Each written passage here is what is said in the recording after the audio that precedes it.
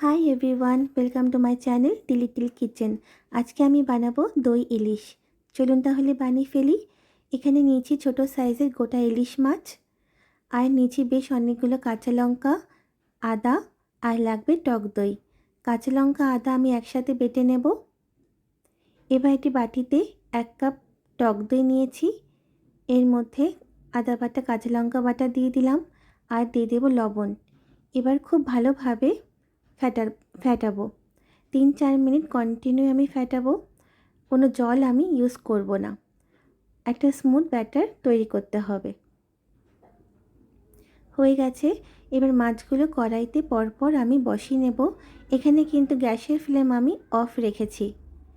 মাছের ওপর দইয়ের ব্যাটারটা আমি দিয়ে দিলাম।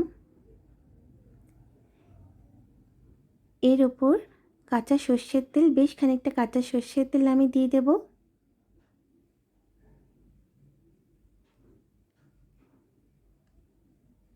এবার দিয়ে দেব চিড়ে রাখা কাঁচা লঙ্কা।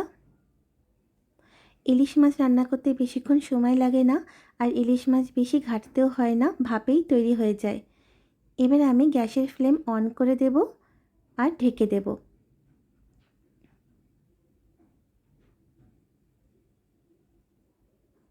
5-7 মিনিট পর আমি ঢাকনা খুলে মাছগুলো এবার আমি উল্টে পাল্টে নেব। আর একটা সাইড আমি উল্টে দেব মাছগুলো। আবারও 5 থেকে 7 মিনিটের জন্য আমি ঢেকে দেব।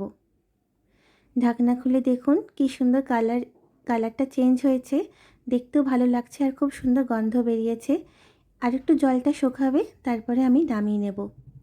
আমি বাড়িতে অনেকবার বানিয়েছি, আপনারা পারলে একবার বানিয়ে দেখবেন। খুবই ভালো লাগে খেতে, টকটক লাগে, আর সর্ষের তেল দিয়েছি বলে খুব সুন্দর একটা গন্ধ বেরোয়। আমাদের দই ইলিশ কিন্তু রেডি। গরম ভাতের সাথে খুবই ভালো লাগে খেতে। আমার রান্নাটা ভালো লাগলে কমেন্ট করে জানাবেন, লাইক অ্যান্ড সাবস্ক্রাইব করে দেবেন। ভালো থাকবেন, টাটা।